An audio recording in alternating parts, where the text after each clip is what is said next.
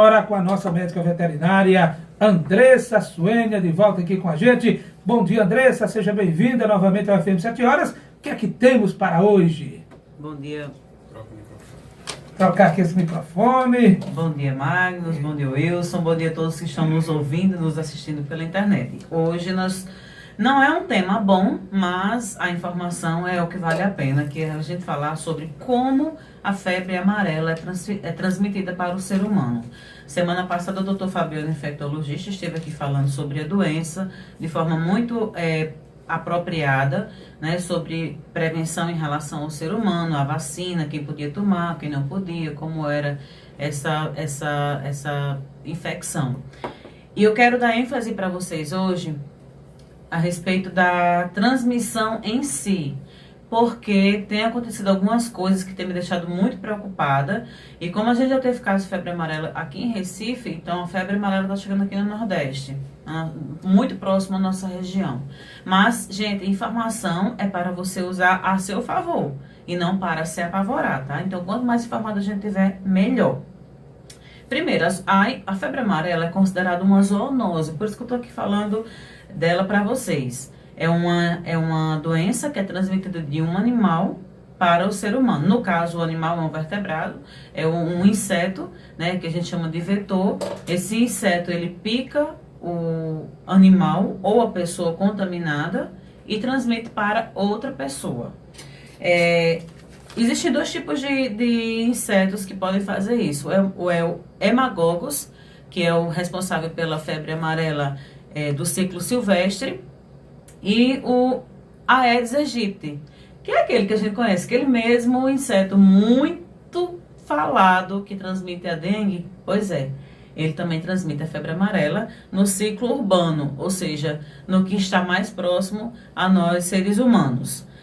Eu quero chamar a atenção aqui de vocês, mais uma vez, a respeito do ciclo de vida do Aedes aegypti, que a gente está começando a ter chuvas agora, e esse é o momento exato de você correr para o seu quintal, correr para o seu ambiente de trabalho e fazer essa vistoria justificada por esses motivos que eu vou lhe dar agora. Olha, a fêmea, quando sai para fazer a repastagem sanguínea, ela faz porque ela precisa alimentar os ovos.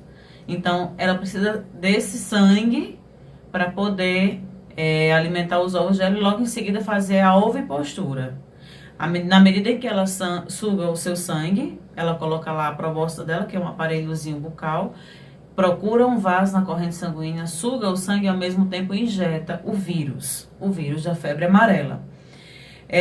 Uma única fêmea, ela sai colocando ovos em vários locais para poder garantir a perpetuação da espécie dela. Ela não está errada, não. O problema é que se ela estiver contaminada com o vírus, a gente vai ter vários focos de infecção, né? Então, ela põe em pelo menos 3 lugares diferentes.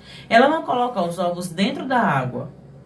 Ela coloca na parede do reservatório, seja qual for esse reservatório, que pode ser uma tampinha de garrafa. Sabe aquela garrafa PET? Uma tampinha de garrafa PET pode servir de reservatório para a fêmea colocar os ovos da fêmea do Aedes aegypti, colocar seus ovos. Então, em média, de 8 a 10 dias depois que ela põe os ovos, aquele ovo, larva, pupa e a fase adulta já está pronta. Já passou por todas essas fases. Ele tem essas 4 fases. E aí já vai sair pronto para fazer uma nova repastagem sanguínea, ou seja, já vai sair pronto para picar a gente. De 8 a 10 dias isso já acontece. O ciclo é muito rápido. Quando ela põe os ovos na parede do reservatório, assim, pertinho da água, que em algum momento essa água molha os ovos, 30 minutos depois esses ovos eclodem. Então, assim, choveu, tem ali o reservatório seco, né? A fêmea pode ter colocado os ovos lá. Choveu, molhou, ou então você mesmo regando a sua planta, ou aquele reservatório, aquela caixa d'água, molhou, 30 minutos depois esses ovos já vão eclodir, gente. Sabe como é rápido? Mas porque eu quero chamar a atenção de vocês. Como o ciclo deles dura de 8 a 10 dias para poder a larva se transformar em adulto e sair picando outras pessoas e outros animais, uma limpeza semanal dá certo. Se você fechar essa limpeza entre 6 e 7 dias, esses ovos não vão eclodir.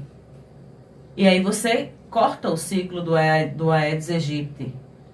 Gente, é mais fácil do que a gente imagina. Agora sim, claro, aquela pessoa que tem o hábito de jogar lixo naquele terreno baldio, achando que está limpando o seu quintal, não se preocupe. O inseto vai apenas voar, passar a rua e voar para a sua casa de volta. Então, o que é que a gente tem que fazer? Acondicionar bem o lixo, porque até as próprias lixeiras, elas podem servir de reservatório. Não por causa do lixo, mas pelo fato de ser um local onde pode armazenar água. E lembre-se, o Aedes aegypti, estou falando aqui do transmissor da febre amarela, que também transmite dengue, zika e chikungunya, ele gosta de água limpa. Bicho é danado, né? Muito adaptado, Magnus. Então, vamos fechar as caixas d'água. Vamos cuidar das calhas, das biqueiras das casas, que muita gente não atenta para isso. Aquele fosso dos elevadores. Aquela aguinha que fica pingando no ar-condicionado, que você coloca ali um balde ou uma vasilhinha para não escorrer. Tem que trocar aquilo ali pelo menos todos os dias e lavar. Gente, não é só emborcar. Tem que lavar o reservatório, porque como eu falei, a fêmea põe os ovos na lateral, nas paredes do reservatório. Reservatório não é só caixa d'água não, viu? E aí, onde é que entra essa questão do macaco? Eu me preocupei muito, porque essa semana eu vi um médico veterinário lá do Rio de Janeiro postando cada vez mais, atualizando o número de macacos que estão sendo mortos pela população. Gente, o macaco em si, ele é um marcador para a doença. Por quê? Ele normalmente não desenvolve a doença. Então, ele pode ter o vírus na forma do ciclo que a gente falou aqui, silvestre. Só que aí o ser humano vai ter contato com esse animal. E ele pode pegar o vírus, mas não é pegar do macaco. O inseto vai picar o macaco e depois vai picar a pessoa. Então, o macaco não adianta matar. Gente, é a mesma lógica do calazar. O calazar é assim, é transmitido por um inseto, não é o cão. Se matar cachorro, eutanasiar animal, resolvesse, a gente não teria mais calazar. E aqui em Mossoró, por exemplo, a gente sabe que é uma situação seríssima. A mesma lógica funciona para o Aedes aegypti em relação à febre amarela.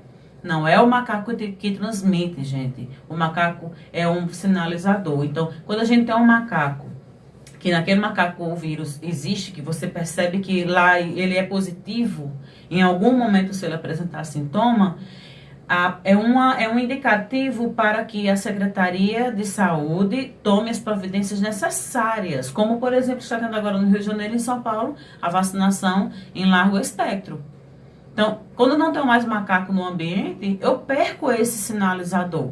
E aí, o ser humano fica mais vulnerável, porque ele não sabe onde está pisando. Então, olhe, vou chamar a atenção para você que mora em serra, em pé de serra, esses locais em que tem muitos macacos, tem o sonho, a gente chama soninho, o sagui. Não, primeiro, você não precisa ter contato com esses animais, porque eles são silvestres, deixe eles no ambiente deles. Nada de... Até porque é crime, né? Não pode. É crime, é proibido por lei. Deixe eles em paz. E depois, matar é crime. Também é crime. Tanto é crime acorrentar, aprisionar, criar em casa como se fosse um animal de estimação, porque eles não são, quanto matar. Então, preste atenção. Use a informação ao seu favor, porque sem ela a gente se torna pessoas ignorantes e sai fazendo um monte de besteira. Né, Magnus? Doutora Andressa Suênia, a gente sabe que é proibido e tal, mas na zona rural é muito comum as pessoas terem um macaco em casa. Existe algum risco para quem tem esse macaco em casa? Existe risco em relação à febre amarela, existe risco em relação à raiva, existem muitos outros riscos que a gente sabe que os primatas, de uma forma em geral, os silvestres, né, não nós humanos, eles podem ter esses vírus silvestres que estão lá quietinhos no canto deles. De repente, por exemplo, o ebola veio do macaco. A gente não sabe onde está mexendo. Eu vou me desfazer, vou soltar o macaco. Não. Vá ao IBAMA, procure o IBAMA, diga que você tem esse animal. O IBAMA vai até você fazer o recolhimento. Você não pode levar o animal para o IBAMA. Porque se você for pego no meio do caminho, na fiscalização, você pode ser preso. E aí você resolve o problema. E é uma coisa que prende mesmo. Prende sim, com certeza. Você pode matar, pode fazer outras coisas, mas não transporte solte, animal pelo amor de silvestre. Deus, não solte, porque esse animal já está acostumado a não ter que caçar para se alimentar. Se você soltar esse animal que você cria aí, ele vai morrer de fome, ou vai ser preso muito fácil para qualquer outro predador.